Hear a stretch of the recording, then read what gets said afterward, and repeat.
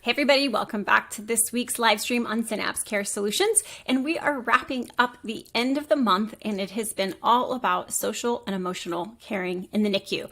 We have covered a range of topics from grief to hope and racial inequalities, and so much more.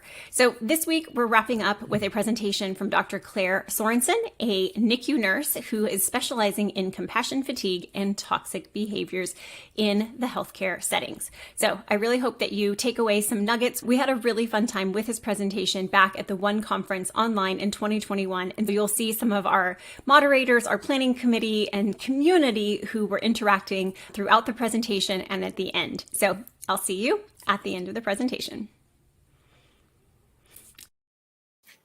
All right, so we are going to just jump right back in. Our speaker is Claire, and she's going to be presenting on Don't You Know You're Toxic? Claire was born and raised in Wisconsin. She specializes in high acuity, high stress environments of the NICU, PICU, and healthcare quality. She has spent nearly 15 years practicing within healthcare settings at every level, from top tier academic medical centers and urban epicenters and world-class healthcare accreditation organizations to severely under-resourced makeshift facilities in developing countries. This wildly opportunity to find the common threads that affected teams all over the world, regardless of location or departmental makeup, the negative and largely preventable effects of compassion fatigue, emotional exhaustion, and burnout affected not only each individual employee, but also the team, department, and the institution as a whole. As her experience and evidence grew, Claire chose to make compassion fatigue the subject of her doctoral dissertation.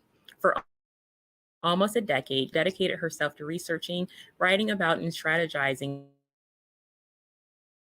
specific tactics while predicting and preventing future challenges.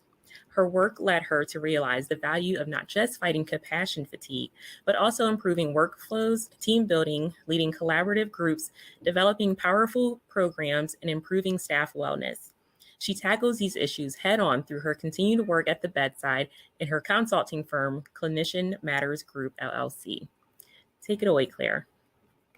Hi, good evening, everybody. Thank you for continuing to hang out with us. I know you've got a lot of places to choose to be, and I'm excited you all chose to be here with us.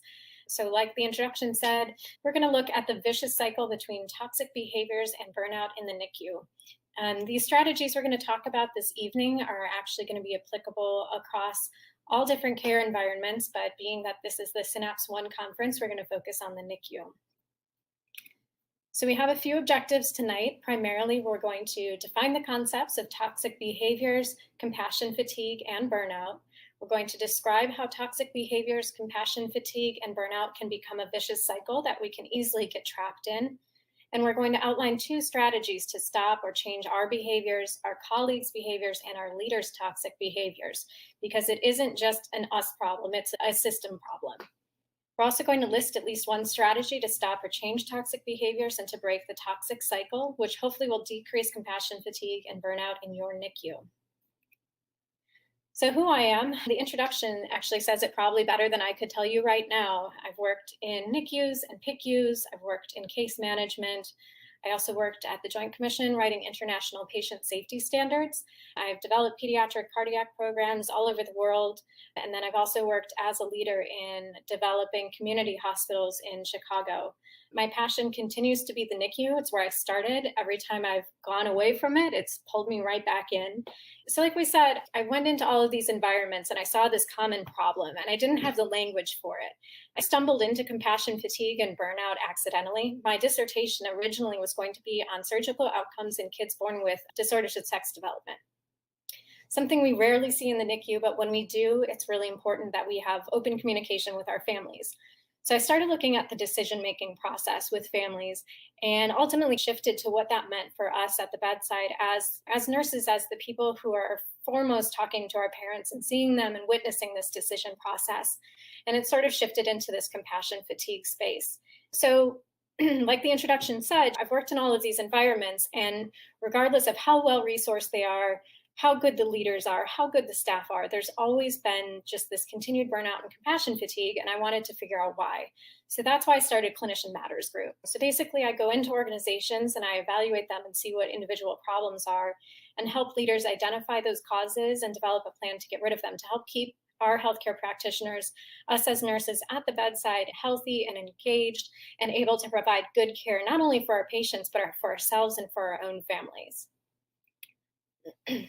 So compassion fatigue and burnout are indeed, actually, before I get into this, if you don't mind, just in the comments, type out if you're a staff nurse, if you are a charge nurse, a leader of some sort, of shift coordinator or manager, that would be really helpful to me. So burnout, we all know, is kind of associated with emotional exhaustion, right? We hear a lot about it in the news right now. It's all over CNN. It's been in NPR. It's really this kind of up and coming term post-COVID. It is, however, really more related to the cumulative stressors of a job. So it's not something that comes on abruptly, right? It's something that happens when we feel like we don't have the resources available or we don't have enough support to meet the needs of our job. So if we don't feel like we're able to provide the best care to our patients because of system problems, that's when we start to burn out. So it is a gradual onset. There are some physical symptoms, so things like headaches, fatigue, difficulty focusing. We separate ourselves from our work a little bit because it's a protective mechanism. So we'll have a reduced sense of personal accomplishment, something I know is important to all of us as NICU nurses. We'll have low job satisfaction, and we'll start to feel discouraged that we're making a difference in our job. So things that cause burnout, like I said, it's not only just feeling like you don't have the resources to do the job, it's feeling like you don't have any control over your work. So if you think about the times that your unit leaders or hospital leaders have made decisions about your job, about your role, without your input or representation from the nursing staff or the physician staff, depending on what your role is, those are risk factors for burnout. Lack of recognition for good work. If you've come in and worked extra and you're not thanked, if you're precepted and it's just, you're expected to do it, if you've managed to do something really big on your unit, decrease in infection rate, and it's just, another day, another dollar kind of situation, that really can start to take an internal toll on us. If you have unclear or overly demanding job expectations, that can also cause burnout. So if you think about when you've got multiple services working with one of your kids, right? Think of one of your most complicated kids you've taken care of. And you've got neurology service saying one thing, you've got ID saying one thing, you've got your neo saying another thing. That really puts you in the middle and it centers you in a conflict. And that creates a perfect storm for burnout developing. Other things that cause, and this is interesting because we operate in both of these spaces in the NICU, right? So there's work that's really monotonous, unchallenging. So if you think about the fact that we feed our kids on a schedule, 8, 11, 2, 5, we draw our labs at 4 a.m., you know that's going to happen every single day, every single shift. That can start to feel really monotonous. You know what a kid's going to look like as a 32-week off CPAP. You know what a kid who's boarding from MBU is going to look like, who's just getting antibiotics, right? So that's one side of it. Alternatively, working in a chaotic and high pressure environment can also lead to burnout. So think about that mom who walked in off the street, no idea she was pregnant, you know nothing about her prenatal history, or crashing a kid onto ECMO, right? So we're right in between of those two risk factors as NICU nurses. So there's also personality traits that can contribute to burnout. I know none of us in the audience have these because this doesn't sound like any NICU nurse I know, right? So we're perfectionists. Nothing is ever good enough. Now, I don't know about you. I have a very particular way, like my IVs taped. I was never a NICU nurse who was very particular about the bed as long as it was clean, but I know there's all of us out there who are picky about our beds. If you have a pessimistic view about yourself or the world. So if you feel like you've got that imposter syndrome, you know what you're doing, but maybe somebody's going to find out that you don't. If you feel like nothing you ever do for your patients is quite good enough, you could always do just a little bit more. All of that really factors into burnout. Also, the need to be in control of our environment. And again, this doesn't sound like any NICU nurse I know, right? We don't want to control the light or the sound or the temperature. We certainly don't double and triple check our go bags or our delivery beds. All of that is stuff that we need to control. And it's very important that we do, right, for the safety of our patients. But that puts us at risk for burnout, feeling like we need to be in control of our environment at all times. Last but not least, high achieving type A personality. Again, certainly nobody here who's spending their night on a conference is a type A personality and a high achiever. So compassion fatigue is a little bit different. There's a lot of common threads here. Some of the similarities, though, are going to be those symptoms. But compassion fatigue was initially discovered or spoken about by a gentleman named Charles Figley. He was studying something called secondary traumatic stress in genetics workers and trauma workers. Basically, he said, a result of ongoing and recurring exposure to other people's traumas, something we experience every day in the NICU, right? Our parents are being traumatized just by simply having a kid admitted to the NICU, is trauma that we are exposed to. This woman, Sorenson, came along and she started researching ER nurses, actually. And she decided compassion fatigue was a better name for the same exact phenomenon. So compassion fatigue is a bit more abrupt. It's related to traumatic memories, and the symptoms can be a little bit different. So we talked about how you could still have the headache, you could still have the fatigue, you could still have some GI issues.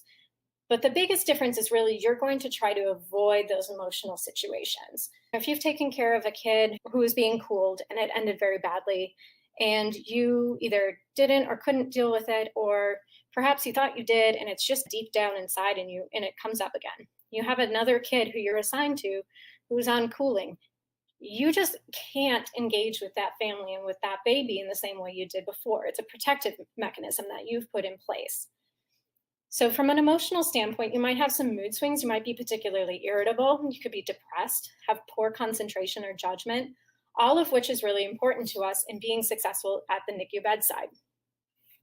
You'll also maybe find some less meaning in your work, decreased empathy. Basically, you're having a harder time compassionately engaging with your patients and with your families. The biggest risk factors are going to be the frequency and the intensity of exposures to other traumas. That's why so many studies have been done on neonatal and pediatric nurses. We are constantly being exposed not only to our patients and their experience of trauma, but our parents and our families as well. So things like our emotional intelligence, our level of experience, and our own personal coping mechanisms are going to determine how badly we experience this compassion fatigue. We can prevent it through things like self-care, and as nice as bubble baths are, it's really more of having those good, solid resilience information already programmed into us as professionals, which we can gain through education, hopefully on onboarding and continuing education on our units. Teamwork and communication are also going to be key here for us. Additionally, workplace environment and our leadership's impact is going to be really helpful. So if you have leaders who are engaged, who are constantly coming around, checking on how their staff are, perhaps relieving you after you've had a particularly traumatic patient death or code or whatever it happens to be, is really helpful. Both of these, compassion fatigue especially, has been reported as one of nurses' top intentions for leaving the nursing profession, not just their job, but the profession as a whole. So 30% of healthcare workers have seriously considered leaving the profession in the last year. Now, granted, this number is probably a little bit skewed because of COVID, right? But I think we still need to be alarmed by this. That's a huge amount of people that are getting ready to leave, or at least considering leaving the profession, in professions that are already short-staffed. We are absolutely hurting as healthcare workers. So a study recently came out by the Washington Post-Kaiser Family Foundation, and it showed all of these things. 93% of healthcare workers experiencing stress. Shouldn't be surprising, right? We have stressful jobs. 86% reported anxiety, 77% experienced frustration, 76% reported exhaustion and burnout. We can't keep operating if we're on an empty tank. 75% said they're overwhelmed. 82% said they're emotionally exhausted. Again, how are we supposed to engage with our patients if we have nothing left in the tank? 70% said they're physically exhausted, and 63% experience work-related dread. That means nearly 2/3 of healthcare workers wake up to go in for their shift and are dreading going in. Now, I don't know about you, that's not the sort of person that I want taking care of my family members. Not because they're any less skilled, any less intelligent, but I want somebody who wants to be there taking care of my loved one. Now, in addition to what this means for patient care, right? Like none of that is good. The other thing we need to think about for the leaders on the call, we need to think about what it means when somebody leaves the bedside. One nurse leaving the bedside, the cost of a turnover of one nurse is between $37,000 and $57,000 to replace a nurse. Can you imagine what your unit could do with $50,000? Now think about how many nurses you've had to replace in the last year. How much money is that for your patients? For new equipment, for new education, for more PTO so you can take a proper break. That is a crazy amount of money. That is $729 million a year just for the US to retrain nurses for positions that were previously filled. That's bonkers money. I realize I just got on a roll, so if you don't mind, let me know who's on as staff and who's here as leaders. That'd be helpful. Yes, so we got a pretty good mix of NICU folks here. We've got some clinical leaders, some neonatal nurse practitioners, we've got some staff nurses, we've got people from rehab therapy, some PT, OT, and speech language pathology, and some clinical educators as well.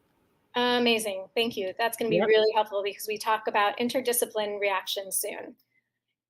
So moving forward, we've talked about compassion fatigue and burnout. We've defined those, so we've met that objective.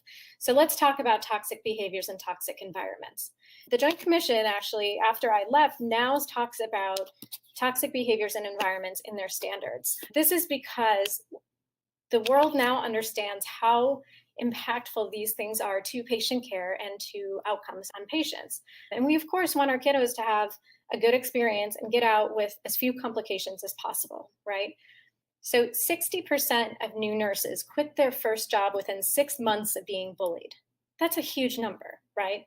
1 in 3 new nurses consider leaving the profession as a result of bullying, not just their job, but the profession as the whole. Now, I don't have the stats for our PT, OT, SLT friends online, but I can't imagine it's all that different. And can you imagine just a third of the people getting started with your team not only want to leave your team, but they want to leave the entire profession? That's huge. And we are not in a position to be driving people out of this profession so much. So when we think about toxic behaviors, they're really pretty wide range. There are things like shaming our coworkers. So do you purposefully humiliate somebody during report? Are you making sarcastic remarks about something that was or was not done during your offgoing shift? Are you intentionally pointing out mistakes? Now, this one's a little bit tricky because we have to think about intention and tone, right? Which we'll come back to. But are you pointing out a mistake because you are concerned for patient safety? Or are you pointing out an error because you want your coworker to feel bad, to feel like they didn't do something right? That's going to make a huge difference in how you relate to your colleagues. So the other things that they can be are things like passive hostility. These are distrusting other people's opinions, my way or the highway, passive aggressive behavior, protection of professional territory. And this can be both physical space and task. So if you think about, if you're the queen of IVs on your unit, nobody better go to anybody else for an IV except for coming to you, because that is your jam. You are the IV queen. And if somebody goes to somebody else, or they have the audacity to try to stick a kid before they come to you, all hell is going to break loose, right? Physical space can be something as silly as, that's Mary's chair. Nobody touches Mary's chair except for Mary. If Mary's on shift, nobody gets to use that chair except for her. I think we've all probably experienced something similar of that in one of our roles or another. I've had somebody with a chair like that. So team sabotage too. They watch what's going on with other team behaviors. They meddle in team dynamics. So if there's like a group that's working really well together to solve a problem, they're going to try to drive a wedge in that for no other reason that why should they be working together without me involved, right? And a lot of the time, these people don't even know that the behaviors that they're engaging in are toxic. So that's where our leaders need to come into play and have these open, honest communications that we'll talk about here in a minute. A lot of it too is these know-it-all behaviors, and it might not even be that they're current on their practice or up to date on their policies and procedures. It's just how they've always done it, and it's their way or the highway. They know what it is, and so you better come to them. And if you don't, again, good luck working around that relationship in the future. The other thing we need to think about is favoritism. So we see a lot of this play out in scheduling. Who does your scheduling? Who makes the assignments? Who assigns on-call shifts? Is the same person always getting a weekend off? Is the same person always getting PTO approved? Is there a fair process in place for assigning those things? Or is it truly down to one person or a group of people making those decisions where favoritism can play out?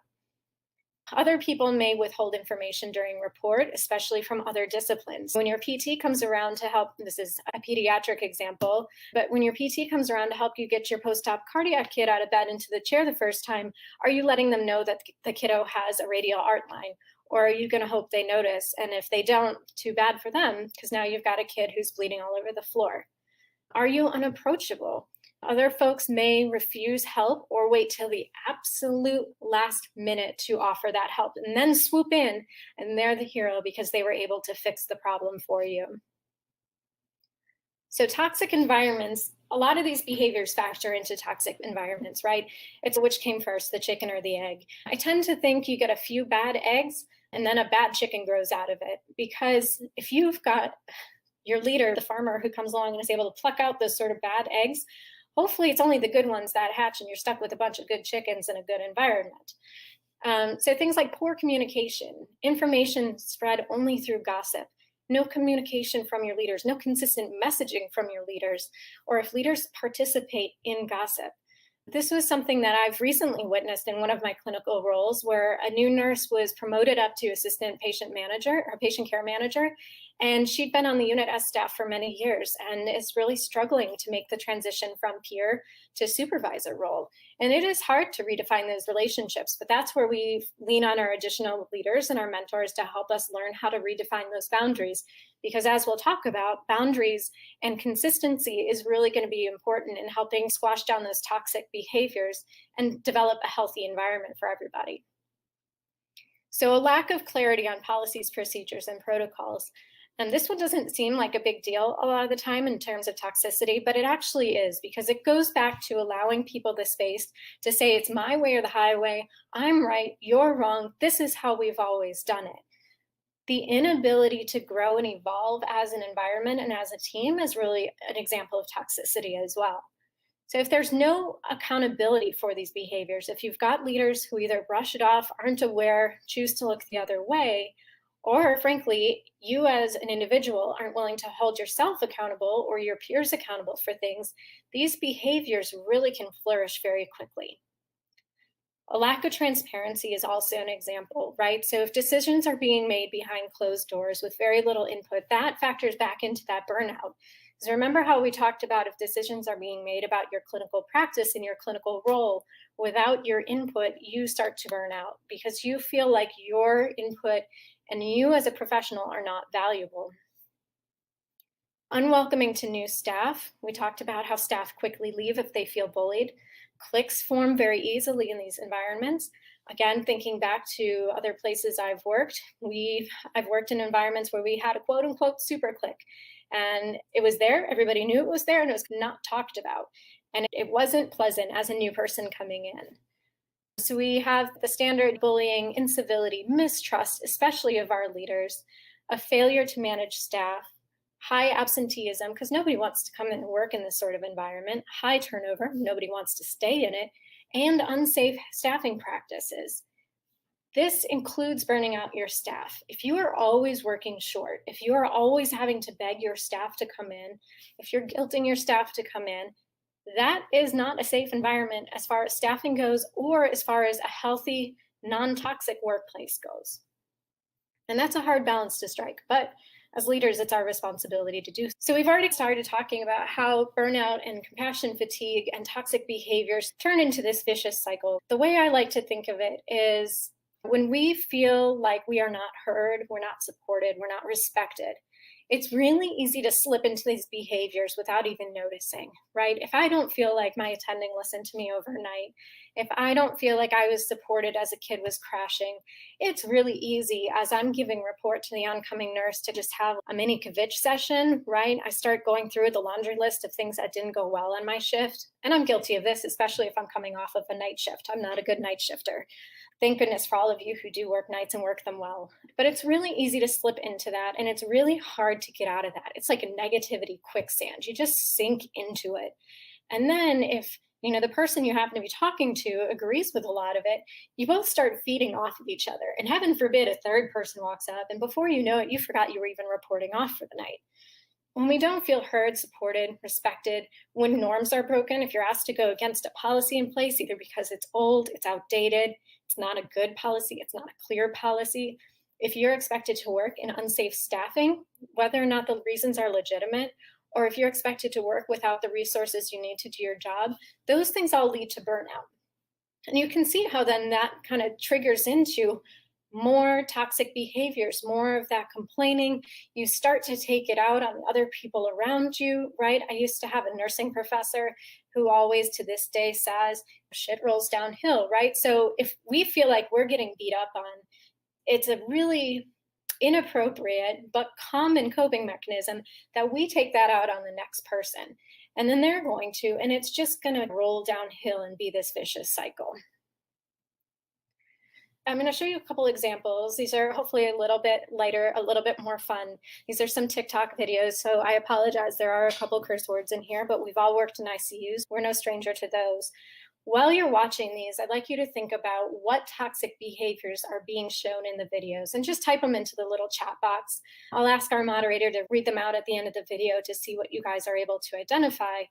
And then if you've experienced any of these in your workplace, indicate that somehow for me as well. Either put a little asterisk next to it or like an exclamation mark or something just so we know that you've experienced it. Welcome to gastroenterology. You ready for a report, Mama? Yeah. This patient has rectal hemorrhaging. Is that okay? I'm sure. What was the patient's hemoglobin? Oh, it's low. Just like the number of people who follow you on Twitter. You got any other questions, Mama? Yeah. Why did your husband file for divorce? Okay, so obviously this is hopefully a very dramatized version of what we've experienced in giving handoff to either somebody else on our unit, hopefully not, or between other units, again, hopefully not. So were we able to identify anything specific in that video that was toxic based on our previous conversation? Looking for some things to come through. I know certainly just taking some personal jabs is definitely one of the more obvious one there. And just also just sounding like they're just going back and forth complaining about the care that each other gives. Exactly. Almost seems like they're questioning the other unit's ability to even care for patients. I wouldn't even say, I'm sorry, go ahead. No, you just have someone just saying people just being rude to each other. Yeah, a lot of rudeness. I wouldn't even say passive aggressive. That just felt like outright aggressive to me. Absolutely. Yeah. Yeah. Has anybody experienced sort of like a toned down version of that in their workplace, or do you all work in very functional workplaces, which I hope you do? I think the perfect example is having worked both NICU and PICU and actually working both at the moment is there's this constant battle, right, between NICU and PICU. PICU thinks NICU doesn't know how to manage their ventilators. NICU thinks PICU doesn't know how to take care of NICU babies. NICU thinks we need to transition to PICU because of developmental reasons. PICU feels like NICU's dumping. It's like this sort of infighting that there doesn't seem to be really good reason for, except for we're both overworked and probably feeling disempowered in our own right. Yeah, absolutely. We got some people saying there's a focus on personal insults and not patient care. Yeah. And just having that feeling of hopelessness and distrust. Yeah. All right, let's look at the next one. I think it probably is going to ring a little bit more true to us than this very dramatic version of it. Respiratory. I need respiratory stats. Has anyone seen them? Respiratory. We're a breath of fresh air. Hello would have been good. This is respiratory, right? Yes, this is Mike from respiratory. Respiratory? It's Mike. Yeah, look. Okay, respiratory. Look, we have an emergency in 708. We need you stat. The RT in the hospital. Okay, drama queen. Look, 708 needs some albuterol. Stats went from 95 to 94%. This is the CHF patient. His crack was all through. Listen, Mike, is it albuterol or albuterol? Just give the damn PRN treatment. You know what PRN is as indicated, not per nurse request, right? Someone's getting written up for that attitude, asshole. All right, so same thing there, right? As people are writing in their responses, the first couple of things that I notice is how impersonal their interaction was. And I think we're all guilty, especially if you don't know who's carrying either the respiratory phone or the resident phone or our PTOT phone. We're really all guilty of calling and asking, RT, are you available? And I think if there's any RTs or PTOT friends on the line can probably speak to this. It really probably feels very demoralizing, right? I don't even care for it if my patient's parents call me nurse, right? We all have names. We introduce ourselves by them. We'd like to be used by them. Was there anything else that came through while I was yammering on? Looks like some of the things that people noticed were being demanding. Yeah. Sometimes getting attitude when getting or giving a report to another unit. Just ask nicely and definitely not being professional to each other. We don't know what the other person is in the middle of doing, and we all have very different workloads. Our physicians have an entire pod or an entire unit to manage.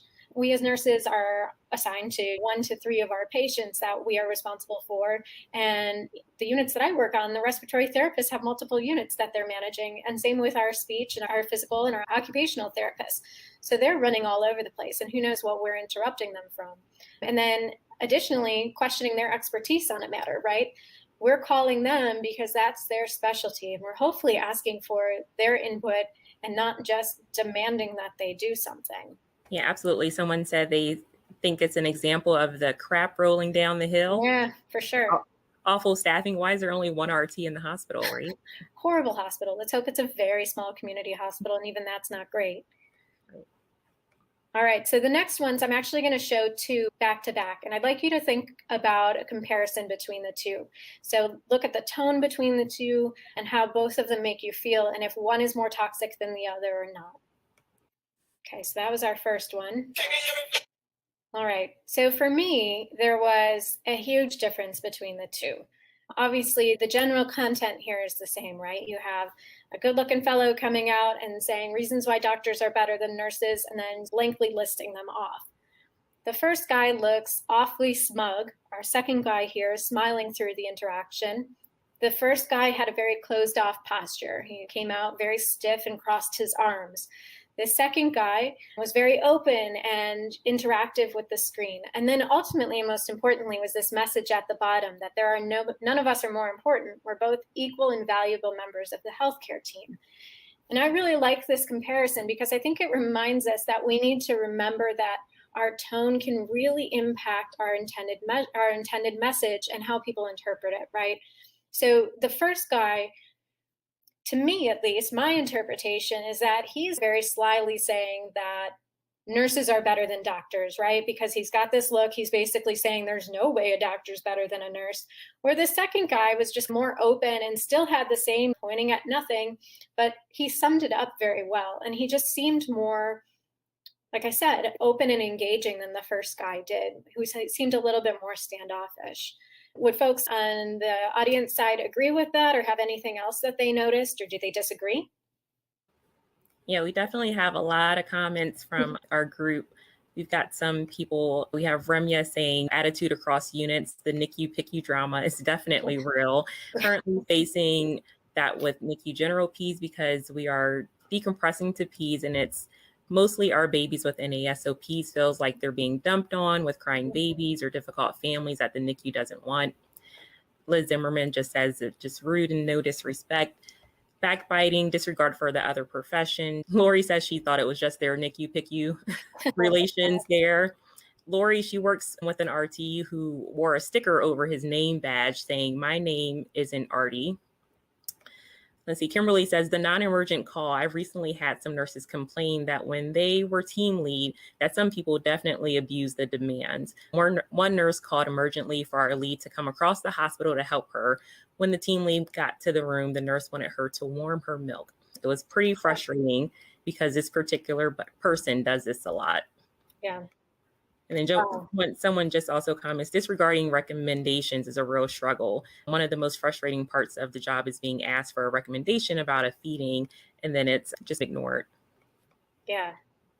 Yeah, no, that's all very real stuff. And these are all the sorts of toxic behaviors that we're talking about, right?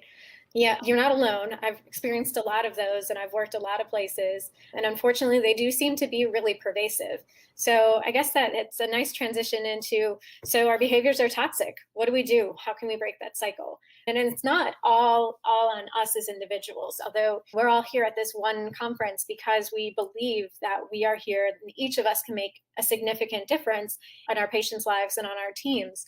So as we talk about these next few slides, let's all think about what behaviors we're guilty of and at our worst. And I've already shared with you, I can be particularly sarcastic and snarky, especially coming off of a bad shift or a night shift. And I have to check that myself too. And I think that's part of that accountability that we're going to speak about. It is all of our responsibility. It's not just us on individuals as bedside practitioners, but a lot of this boils down to the culture that our leaders create and the accountability that our leaders put into place.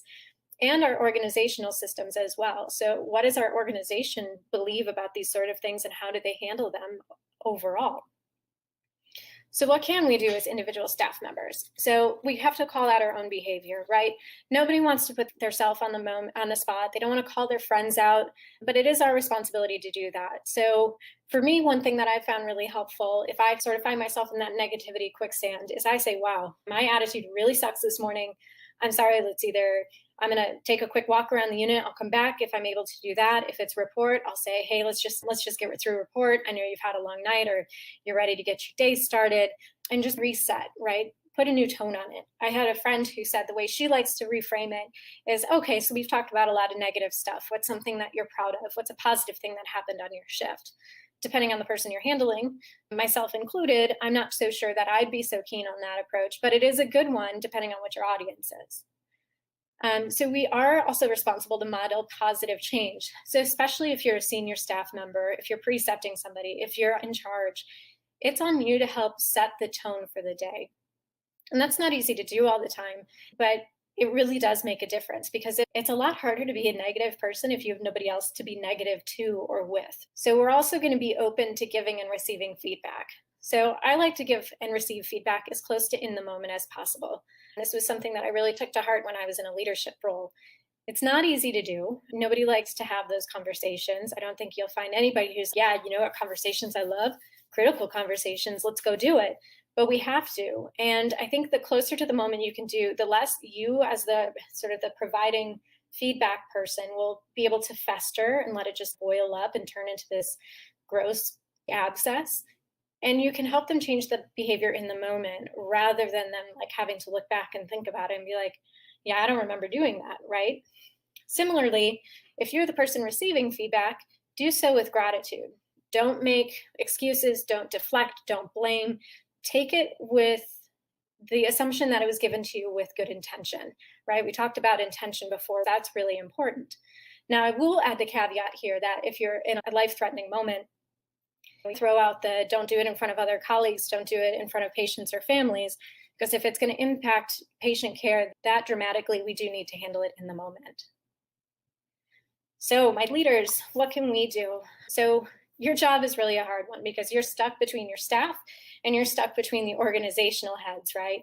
And that's not an easy thing to balance. And shifting culture, even if it's just on a unit as opposed to an organization, it's not quick and it's not easy. It was one of the biggest, most challenging things I found as I went into leadership roles. So we're going to treat the cause, not the symptoms, right? Just like our patients. Treating the symptoms is nice, but you're just correcting a number. But if you're not fixing the problem itself, you're going to be doing the same thing a month later. So the biggest thing you can do, especially if you're coming into a new team, is you're going to set clear expectations and boundaries. And I mean that for you and your staff. So they need to know from you how often and what kind of communication to expect. So one of the biggest things I laid out for my staff when I started was, you never have to tell me why you can't work extra, but please just respond to my text. And I got everybody to answer, even if it was a no, but then I need to move to the next person. We don't want to create guilt, because that's reinforcing unhealthy work-life balance, right? We all have those critical staffing moments, but making somebody feel bad for not coming in isn't going to make them more willing to do so.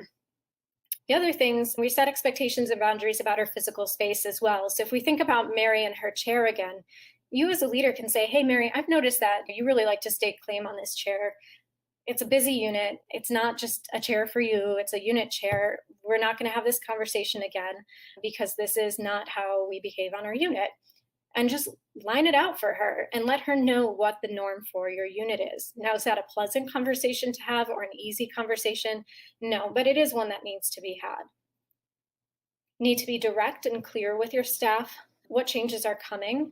Follow up on the inquiries they send you. People get really nervous and really anxious when they don't know what to expect and feel like those decisions are being made without them.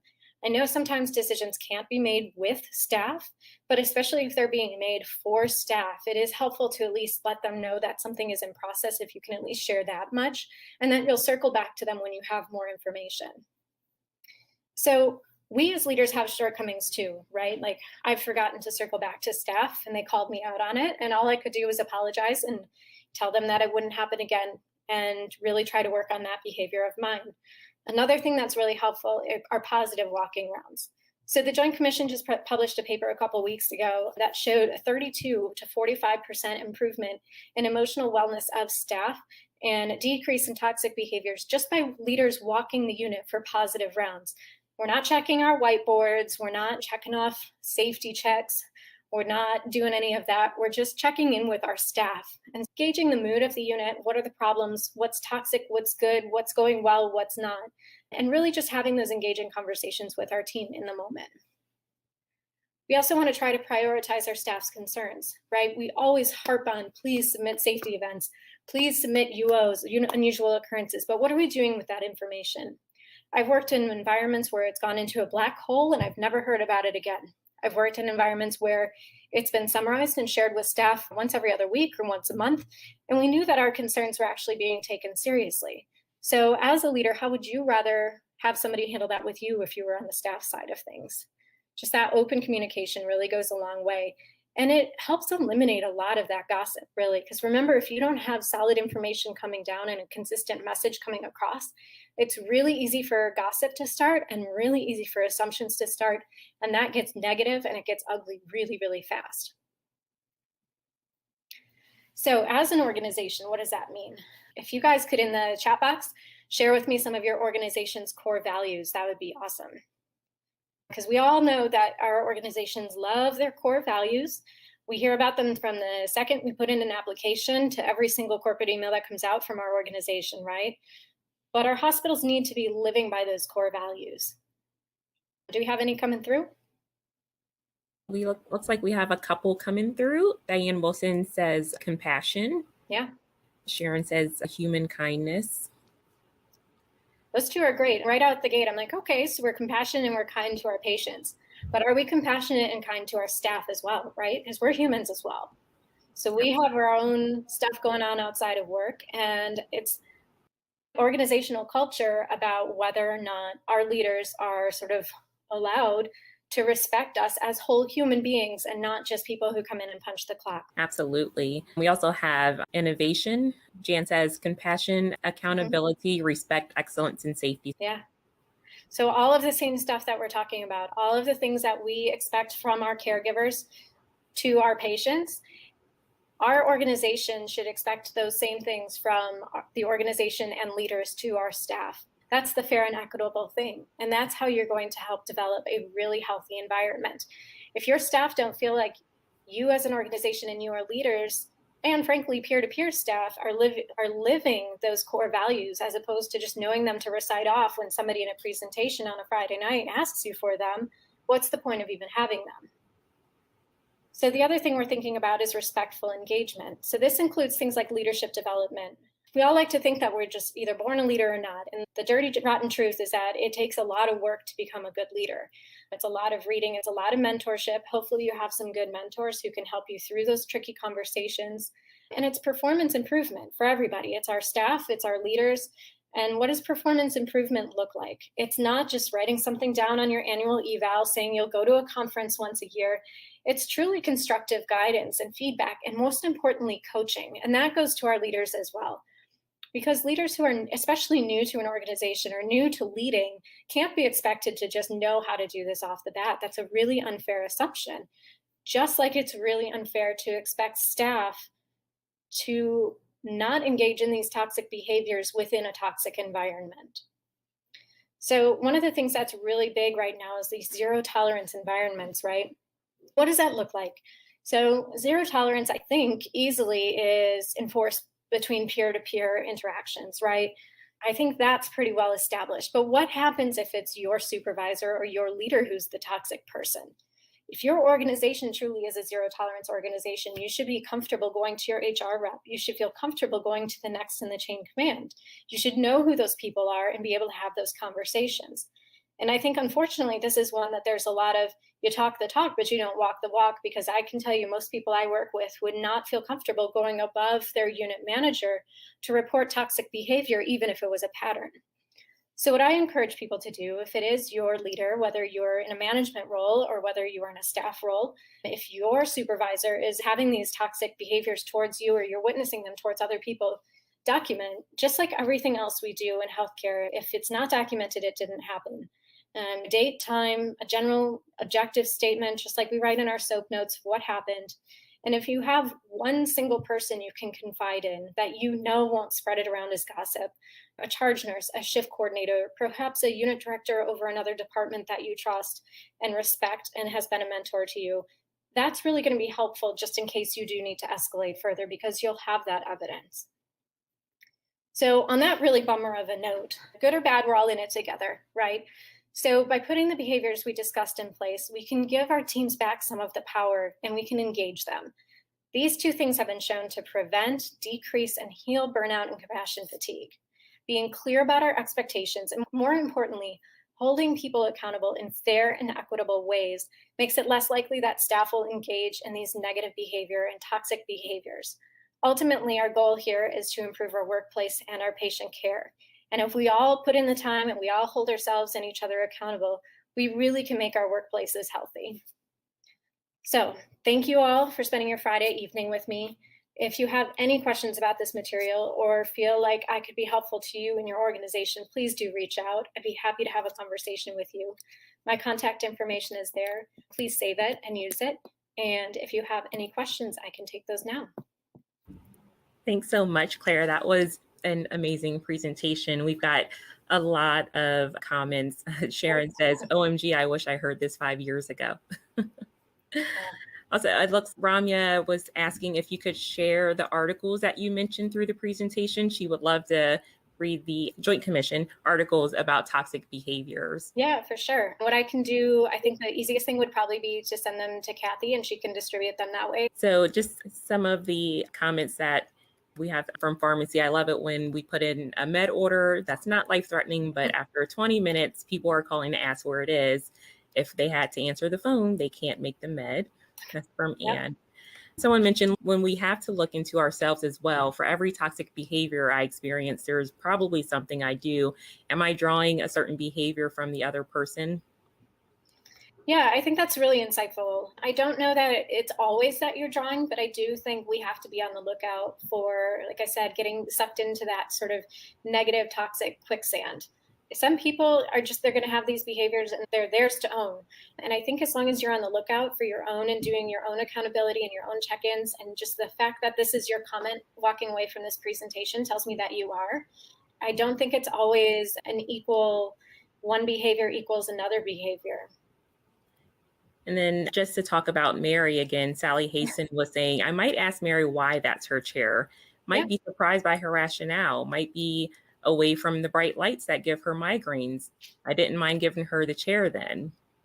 Yeah, that's a great point. And that goes to empathy and sympathy and some compassion and just excellence in our relationships with our coworkers too. Absolutely.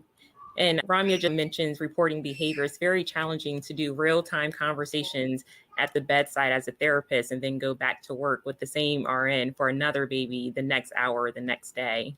Yeah, 100%. And I think that's one of the biggest things that is challenging about fixing toxic environments and toxic relationships is we all do have to turn around and continue to work with each other. I always use this answer on job interviews because I think it's a great example of this. I had started in a PICU and had taken care of a really sick kid. It was a NICU graduate with pulmonary hypertension and was in a pulmonary hypertension crisis. And I was actually in the middle of resecuring an arterial line. The attending physician kind of walked in about halfway through us intervening, and we were doing what we needed to do to stabilize the kid while realizing we had an unsecured arterial line. She came in, said a couple of things under her breath, and then stormed out. And about 20 minutes later, the nursing educator came and sat me down and asked me how things were going because the attending had complained about how I was intervening on the kid. And I was able to sit down and say I had done A, B, and C. My next steps were 1, 2, and 3. And the educator was like, yeah, no, that sounds appropriate. And I went back to the attending and just said, I heard you had some concerns. Let's talk this through together. And frankly, I think she was just really taken aback that I did that because I didn't get the impression that anybody else ever had. And she had a reputation for doing this where she would complain about the nurses behind us to the educator. And I similarly thought I was never going to be able to have a working relationship with her. And I was quite surprised that we ended up having a cordial working relationship for the rest of her tenure at the organization. And that's best case scenario, right?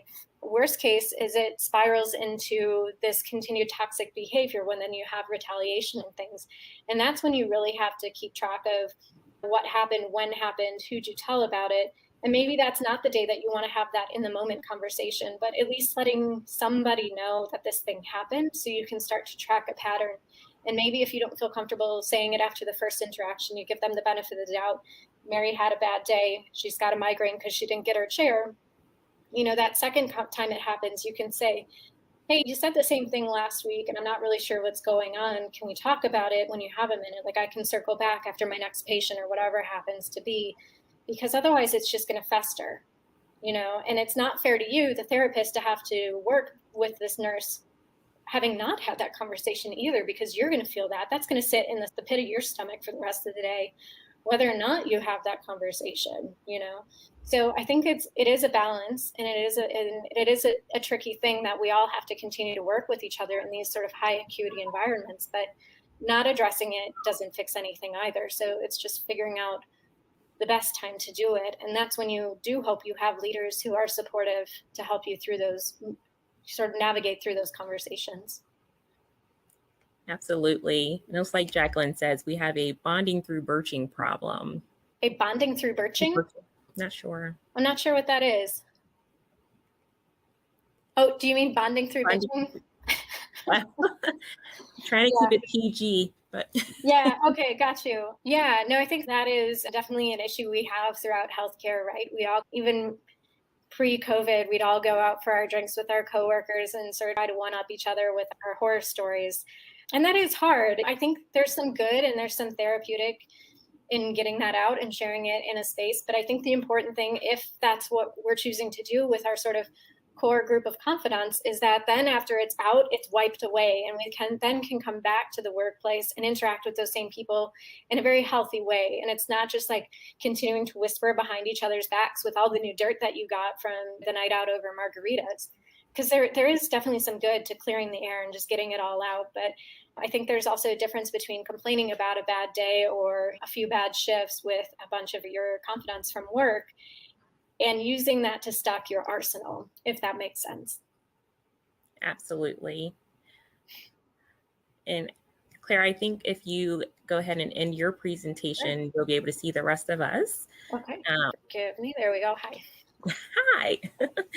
I think that was the questions that we had, more so the conversation that we had at the end of that presentation, which was absolutely amazing. Thank you, Claire, for presenting that. Thank you all for the great questions and the engagement. It makes things go so much smoother when people actually are participating. And I'm happy to hear that we've all had some shared experiences, even if they weren't necessarily positive ones. I think just knowing that other people are dealing with the same sort of rivalries and nonsense across the board, there's something therapeutic in that too. I think so too. I think that's part of this community, right? Discussing even the products that we're missing or whatever it is that somebody can commiserate with you. I think that's part of being in this shared environment. And I think this was an amazing presentation and just discussion, because it is well known. I don't know about you guys, but when in every NICU that I've been in, it's, oh, the NICU eat their young. Like, how is that an acceptable? Right. How is that acceptable? How are we not fostering new nurses and instead known as like vicious nurses who eat their young? Especially when we're the ones who like swaddle so well. And swings. What do you mean? So true. That's so horrible. Yeah. Instead of inspiring people to join us, it's, oh no, don't go here. Basically, you've got like the toxic X on you. We're the hazard. We're the biohazard in the hospital. And I think you're bringing that into how management, really having someone in management hold people accountable is huge. Yeah, accountability is really a big piece. And like I said in the presentation, and we've talked about even in after the questions, it's not all management's responsibility. It's not all your responsibility as an individual. It's not just the organization's responsibility to set those zero tolerance policies. It really has to be, like everything we do, a holistic approach. Yeah, so true. Absolutely. So true. I think I love that. laughter is one of the things that sometimes we forget too. Yeah. One of the great de-stressors, the the most stressful things that can happen. If you can have a little bit of just a debrief and laugh about it, always helps to make things a little bit better. Absolutely. And celebrating the wins too, right? Yeah. Because I think it's really easy to get hung up in the negative. And that's true of our workplace and our personal lives and our relationships and everything. We have to remember to focus on the positive. We do some really good work and we come together as a team. Even in the worst of environments that we've worked in, I think when it really has come down to it, we've been able to rally together and save that kid or save that mom and get what needs to get done. And we need to hang on to those moments and celebrate what we do well. So one of the things that I've implemented other places that I've been in leadership positions is part of our code debrief form is not only we go through the code itself, right? What we actually did for the kid, but what we did, what we can improve upon, but also what we did well. And then we celebrate those wins. And I think that's hugely important. Definitely. Yeah. Claire, I thought your presentation was great. This is Jane. I'm so sorry that my camera's not working, but you can hear me, right? Yes, I can. One of the things I thought was really helpful about your presentation too is I think it doesn't matter what NICU you go to, you always find the same sorts of people, right? You have the person that is always willing to come in, is always happy, and you're happy that they're on the shift. And then you have the Barbaras that Mary Coughlin calls, and they just know everything, and they're just very difficult to work with. And sometimes when I hear our nurses being a little disgruntled, and they're like, I'm going to work over here, and I'm going to work in this NICU, I tell them, why can't we just make our NICU better? Because you're going to meet the same people no matter where you go, because people are people. So it's really more empowering if we can just make our unit better. And that all comes down to what you were talking about. But there's always that threat of I'm going somewhere else. And sometimes I feel like after 5 times of the nurse telling me that, I almost want them to go somewhere else. Go try it. See how you'll see that the good and the bad. And that at the end of the day, it's really about you. How are you going to, how about you being the one in making a decision how you're going to come in? But I love what you said, and this is one of the things I talk to Kathy about all the time, is just at the bedside, nurses have so many brilliant ideas. And if someone could just take 5 minutes to listen to a suggestion that they have and actually maybe even try to make that suggestion something workable, it's so empowering for them. They're not asking for a huge raise. They're just asking for, can we get different NG tubes because these don't work? It's really, it's really never personal. It's not about money and about vacation time. It's just about their ideas for improvement of care. And sometimes we just don't take any time to listen to that. And I know that's the whole premise of the one conference. And frankly, sometimes it is about the vacation time, right? Like we need to allow our staff to have that time away from the bedside too, because we can't come back and be healthy, engaged human beings if we have nothing left to give. And I actually had this on one of my slides and realized I was behind time, so I didn't share. But since we're all here chatting anyway, I'll share it. One of the last leadership roles I was in was actually a unique position.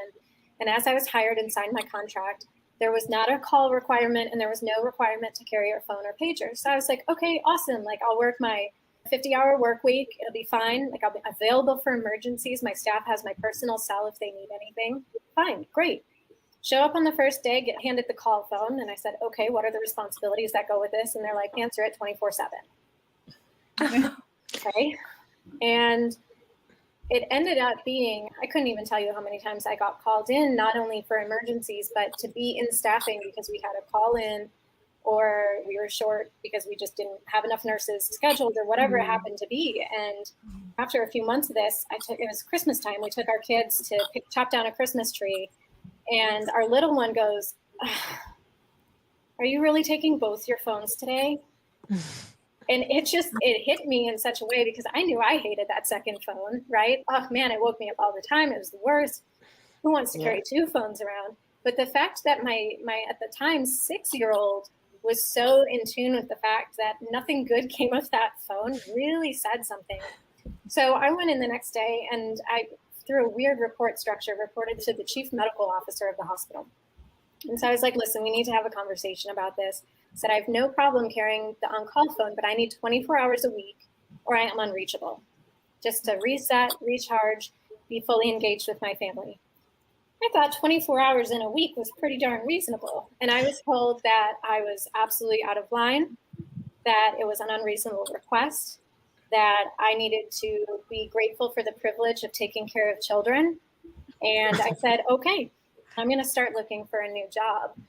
And it all boils down to our leaders. And I don't mean to pick on our leaders on the call, but this does come from a leadership standpoint a lot of the times. It's, you're here, this is your job. What will we do if you don't? Well, if you can't come in, I guess we'll just drown. Oh, I don't know what we're going to do. And I think the final thing he said to me was, I guess if you can't do the job, you just can't do the job. And I was like, well, I guess I can't do this job. I'm not going to do this job. And, you know, I think it just goes to show, like, we have to allow our people that time to recover and do that really important self-care. Maybe for you that is a bubble bath. For other people, it's watching 4 hours of Game of Thrones in a row or whatever it happens to be. But we have to allow space for that. So we can come back and have those really brilliant, engaging ideas. Because if we're just trying to get through the day, we're not going to have them. Yeah. Yeah. I love this conversation so much. I always say at the One Conference, this is about filling our hearts and our heads. And I feel like, Claire, you really delivered on my intention to just shine a light on this really important topic and to balance it with our really amazing clinical presentations. And really today was that like heart and head. And I love ending with this on this Friday of our last weekend. And anybody who's watching the recording, I hope that this does fill your cup. I know you guys come for really good neuro content, but I feel like in order to deliver that care that Jan talked so beautifully about, and the way that Diane showed us all the things we intend to do well and to do better, we can't do that when we're empty. And so I love that we were able to wrap with this and reset us as we head into the final day, where we're going to talk about some more amazing presentations tomorrow, and then wrap up the day tomorrow with that roundtable where you all get to choose that one thing that is going to be your thing that you're going to work on. And so we've had some great examples of that with Jan, with what they've done in their unit, coming to the One Conference and then going back and doing so many amazing things. Wouldn't have done it without you. Oh, you're so kind. But and then Kim tomorrow is going to talk about what they did from their unit with kangaroo care. It's just, you guys are doing such amazing things, all of you. And I love how engaged you guys have all been. And I love our presenters and this amazing panel of our planning committee who've been here tonight as well. I think, Shannon, you're going to open up the social hour. She's our diehard party girl. And so if you're in the app, you just go and press that button at the bottom that says complete and continue. And that will take you to the Zoom room link and just go through to that if you're going to stay on and join us live. Otherwise, just, I don't know if anybody else has any final words, but just thank you all. Thank you to this amazing group of presenters and our amazing planning committee who've helped make all of this. Natalie, you did an amazing job moderating all afternoon. So what a great afternoon or evening. I know some of you girls it's late night for you. You've had a long day. But that's all I've got. Anybody else have any final words? No, I think that's it. That's it. Wow. Thank you all. Thanks again, everybody. Bye. Good night. Well, that's it. I hope that you enjoyed this presentation and really learned a lot from Claire and from the conversation we had with the One Conference community back in 2021 at our online live event in the middle of the pandemic. This wraps up this month's theme on social and emotional caring in the NICU. If you haven't watched the other webinars, you can watch those here on our YouTube channel. And if you want some of the notes and resources that we've shared throughout the month, as well as the slides and articles and all sorts of things, just go ahead and click the QR code here on the screen and we'll get those over to you right away. So stay tuned for next month. We have a whole new series coming your way. For now, bye.